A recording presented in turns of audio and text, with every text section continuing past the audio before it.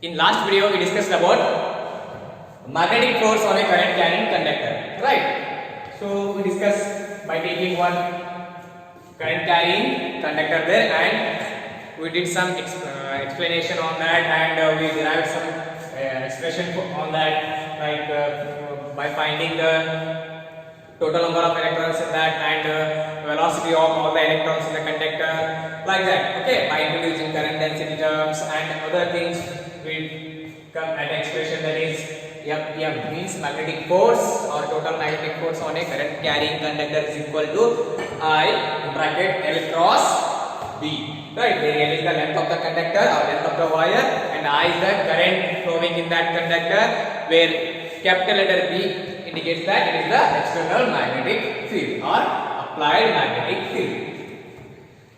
Okay, in today's session we will discuss motion of a charged particle in a magnetic field, right? So motion of a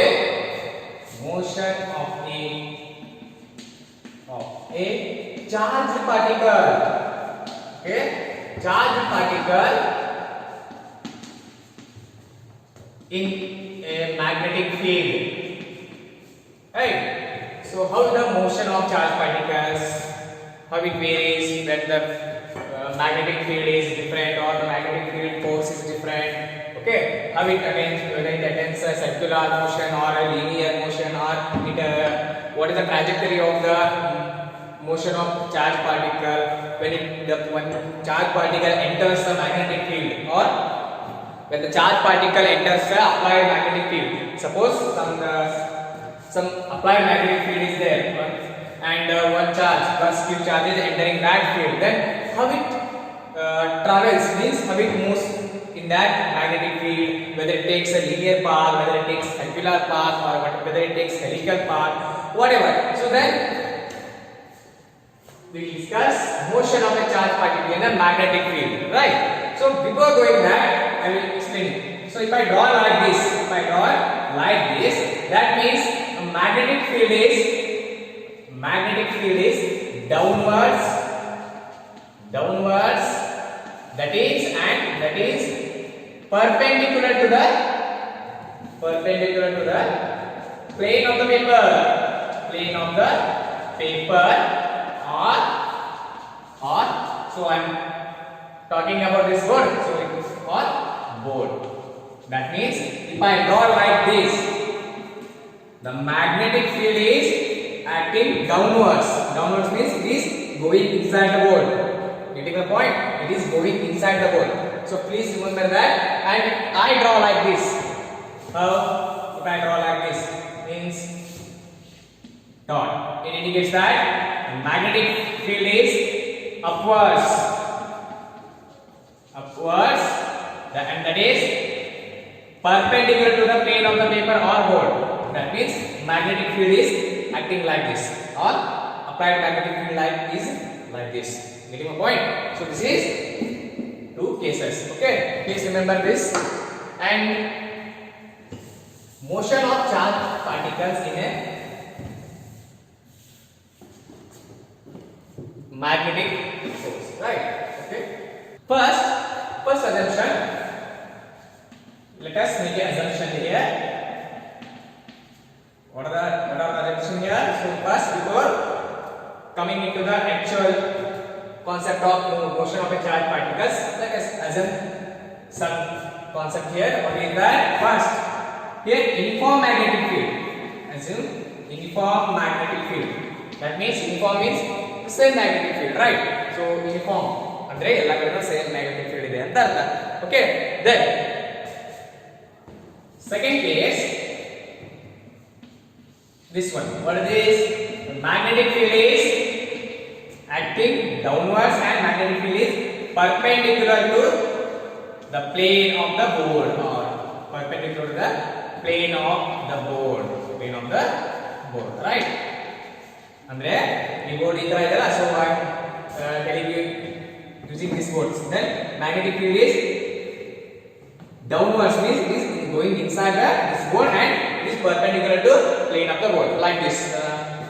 So this is my board, then magnetic field is acting like this. That means, look here, So this is my board.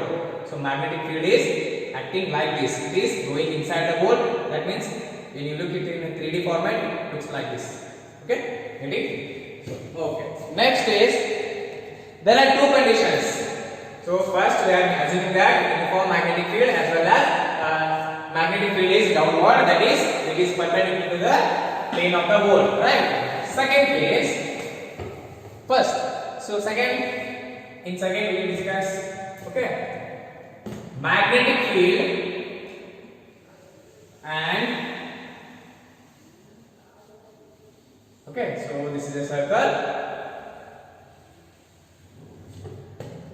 and this is the force, magnetic force acting, and this is the velocity of the particle or it's a plus Q charge, and similarly like this is F, this is V.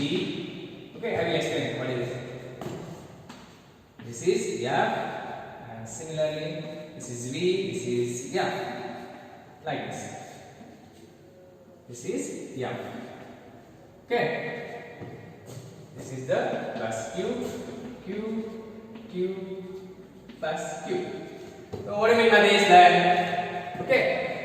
First case, we will assume that is velocity of the particle is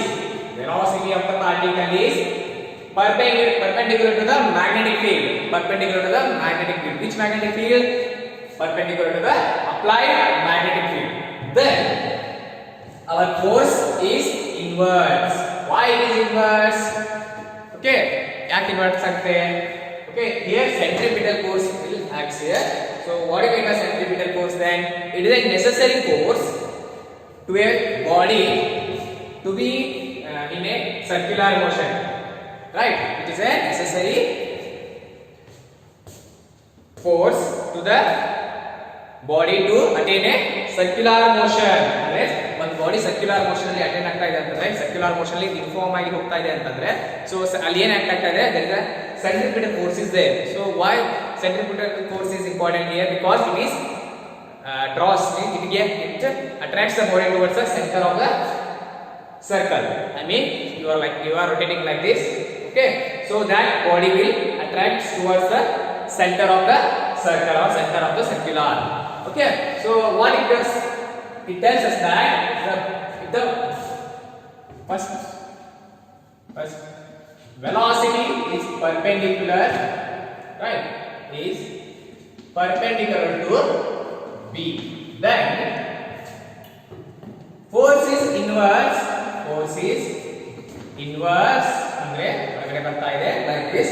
So you are rotating like this means charge ಏನಾಗ್ತಾ ಇದೆ ಹೋಗ್ತಾ ಇದೆ ಅಂತಂದ್ರೆ the velocity is like this, then our magnetic field is acting downwards. Okay, like this. I will write like this. Okay, that means what do you mean by this? Okay, I have explained this. That means magnetic force is going downwards. Right? ಅಂದ್ರೆ ಈ ತರ ಹೋಗ್ತಾ ಇದೆ ಅಂತ. So ನಾನು ಏನು ಹೇಳಬಹುದು, this is my velocity, right? Getting my point? This is my velocity and this middle figure will represents applied magnetic field. So this is, and assume here, imagine this is my magnetic field, this is my velocity and this is the direction of magnetic force, right? So my middle finger is going inside this pole, so that represents a magnetic field, applied magnetic field. So this is the direction of charge particle. So it is moving with the velocity v, right? So this term will represents that it is the direction of magnetic force, right? So look here, magnetic force is inverse force. Getting my point? This is V and this is magnetic force. So V is going like this and V and V are perpendicular.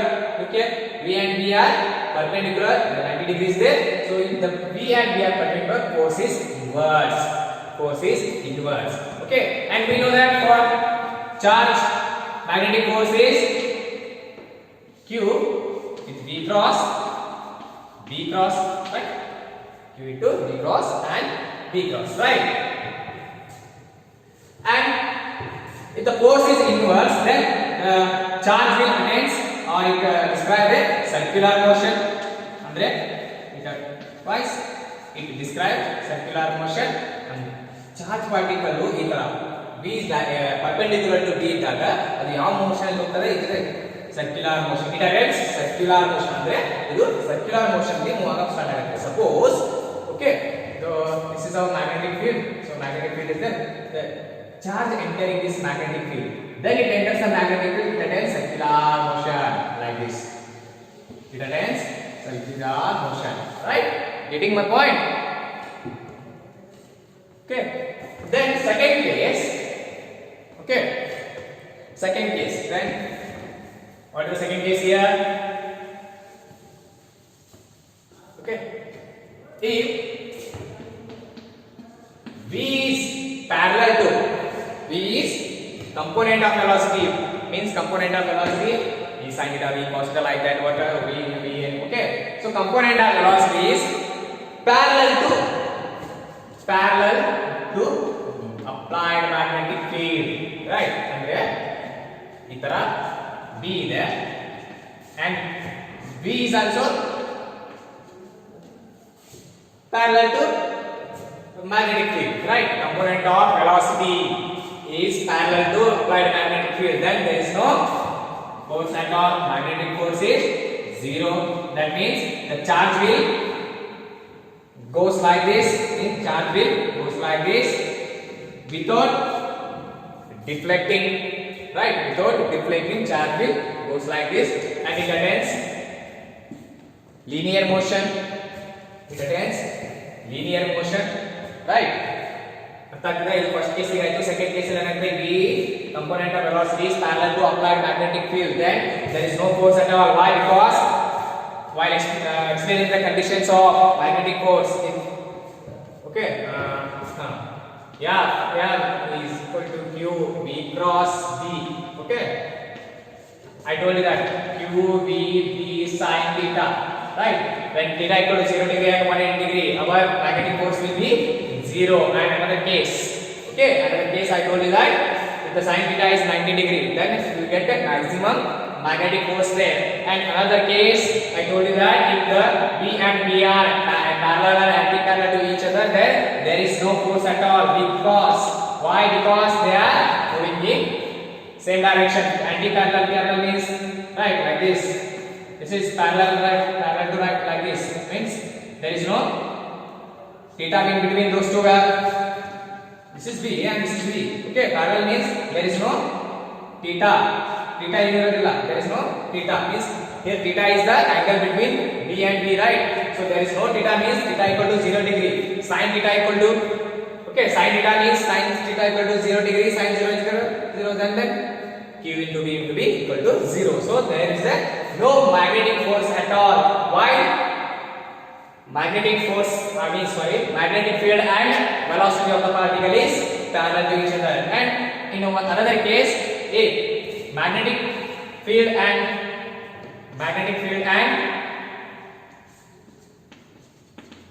velocity of the particle is anti-parallel to each other, then there is no theta at all. Means there is no theta at all means there is a this 180 degree, right? So sin 180 degree is equal to 0 into q into v into v.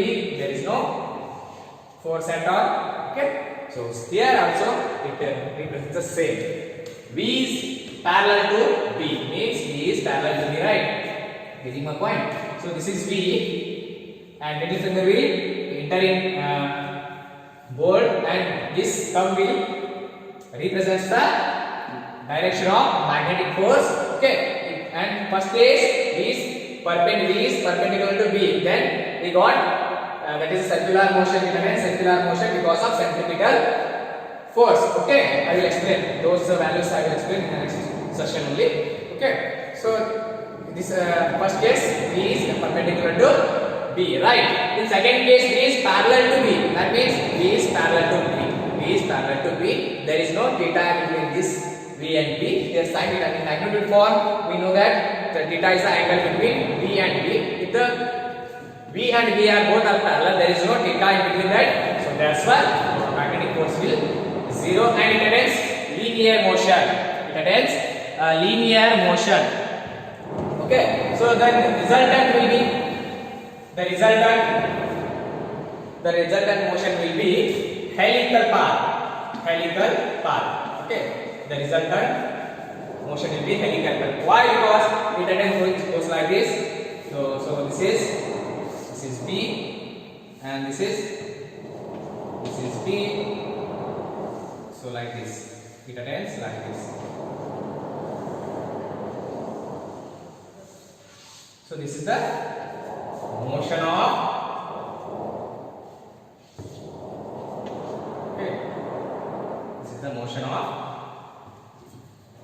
charged particle in a magnetic field. That is circular motion as well as linear motion, because when the component of velocity, that is here A is perpendicular to B, then it attends helical, means circular motion. If the another component, velocity component, is going like this, means this VP is going like this, means it is parallel to B, then it attends linear motion. There is no any changes in that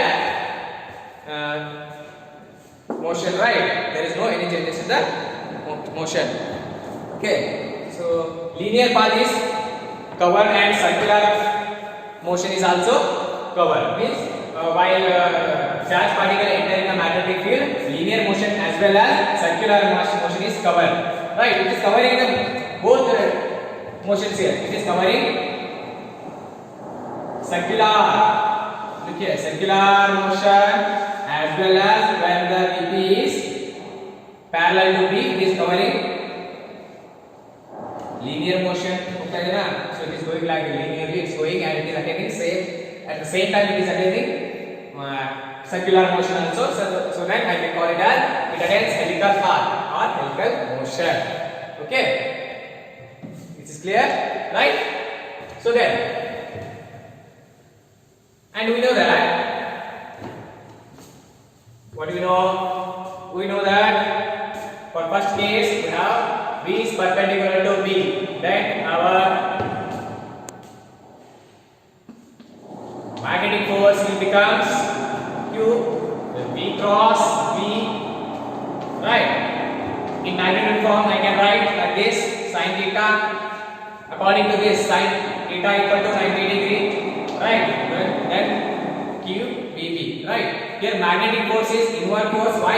It is acting because it is because of the centripetal force, right? So I can replace this magnetic force by centripetal force by introducing the centripetal force. Okay, according to this, the magnetic force will act inwards. Why it is acting inwards? Because of centripetal force, right? So I know centripetal force is mv square or r, mv square r. So v square by r is there. Okay, mv square by r. Okay, then equal to qvb, right? So I need r. So r equal to what it becomes? R goes to here and mv square qvb, right? V goes, right? And r is equal to mv by qb. So this is the radius of helix. Means, so as I told you, this is the direction of B and we will attain like this. Okay, so this is the radius of helix, radius of helical path. Or okay, and by this I can write, if the momentum is more, linear momentum is more, our radius will be high, right? Getting the point? And there, momentum of this particle is more than the radius. Okay, so from this I will write like this. This is the radius of helical path. Okay, if the m into v is high, then radius will increase like this, right? Suppose again momentum is high, then our helical path will be of more radius, right? So this is radius of helix or what is the radius of the path of the charge particle of mass m, and it is moving with the velocity v. Okay. So next is I can say that another thing is R is inversely proportional to applied magnetic field. If applied magnetic field is more, then R is less. That means if applied magnetic field is high, R is more, I will get like this. This is R, this is B, right?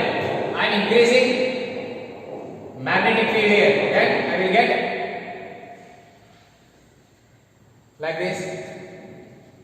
Okay? Helical path will become less in radius because of increase in the magnetic field. Suppose I am decreasing magnetic field, then I will get circular path of high radius. Okay? Getting? So this is all about motion of charge particle in a magnetic field. And one more thing is there. So we derived R here. So R is okay. So I need here. I will write.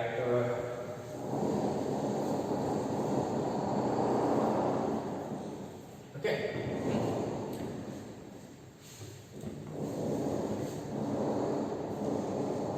So here R is mv by cubic, right?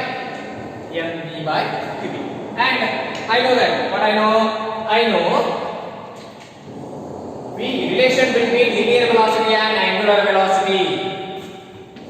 Relation between linear velocity and angular velocity, that is V equal to omega R, right? Then omega equal to V by R, right? I know R, right?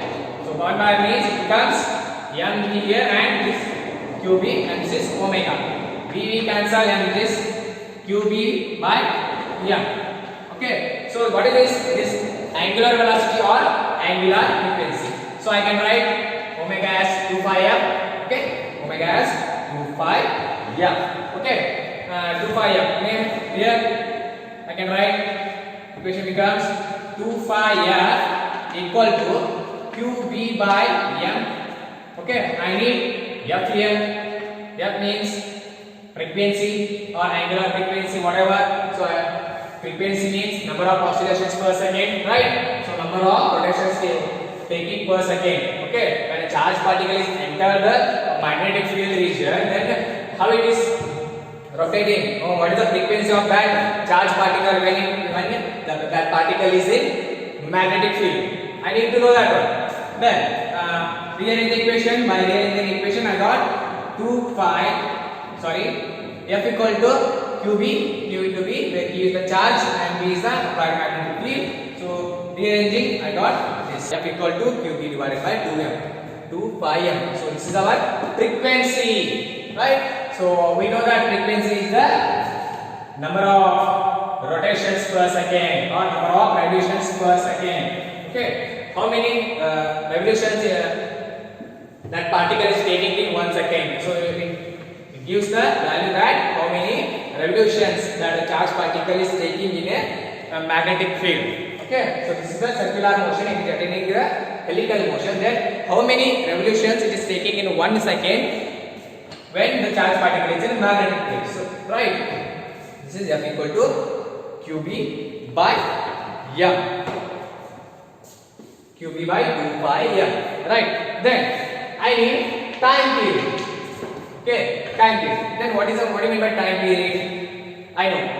Okay, you know that in a previous year, in your previous class, that is in 11th, you have studied that. Means what is that? Time period is the time taken by the charge particle here. In this case, I will take a charge particle only. Time taken by the charge particle to complete one rotation. So that means charge particle is entering the magnetic field. It is taking some amount of time. So how much of time it is taking to complete only one rotation? Means like this. I will write here. So this is the charge particle. Okay, it is taking time. Okay. So it is taking some amount of time to complete one rotation. Then that time is called as time period. It is time period. So we know that time period is the reciprocal of frequency 1 by f. Then what is f here? We know the f is qb by 2 pi m. Okay, so this is our t, and I can write 2 pi m by qb, q into b. Okay, 2 pi m divided by qb. It gives a time period. Time period means it gives us the how much of time it is taking by the charge particle to complete one rotation in a magnetic field, in a applied magnetic field. So here in this video we discussed about the motion of a charge particle by taking to assumption that is here we are dealing with the uniform magnetic field, and another one is we are dealing with that cross here. Here cross indicates that the magnetic field is acting downwards, and it is perpendicular to the plane of the paper. Here we are dealing with the board here, so that's why the magnetic field is entering the board. Means it is moving like this, board in the board, right? So then I need by considering the two cases. One is when the velocity of the particle is parallel to magnetic field. Then I need to know what is the force there, and while velocity of the particle is perpendicular to magnetic field, then you get the centripetal force will act on that. Why? Because centripetal force means it is a necessary force that will keep a body in a circular motion. Okay, so then we got r value there. R is the radius of helix, right? R equal to mv divided by qb. So if r is directly proportional to mv means if you increase the mv value, that means if you increase the linear momentum, then the radius of the helix will be increases. Okay, if you decrease the magnetic field, then also the radius of helix will increases. Okay, if you increase the value of applied magnetic field, then radius will decreases, because radius of helix or radius of circular motion and magnetic field are in reciprocal form, right? Okay, so this is r. So then I know the relation between linear velocity and angular velocity. Okay, v equal to the omega r. So omega equal to v by r. So I know that when I know v by r. So we got expression for r here. Substitute that r in this form, and then we will get v get cancel and v by f, right? So omega. Here we deal with that omega is the angular velocity as well as angular frequency, right? So in our previous class we know that omega value is omega equal to 2 pi f. Okay, 2 pi f. Substitute that value and we need frequency. So this frequency represents the number of oscillations per second or number of rotations. Number of revolutions is taking by the particle in 1 second. Okay, how many revolution is taking by the particle in a applied magnetic, that 2 in 1 second. Okay, so it will tell us about the revolution. And here time period. Okay, so this time period tells us that how much of time it is taking to complete one rotation. How much of time the charge particle is taking to complete one rotation in a applied magnetic field. Okay, so this is the expression for time period. Okay, I hope guys it's clear to you all, and but please remember that R, F and D is important for your syllabus as well as to know the entire concept of a motion of charge particle in a magnetic field and all these things. Okay.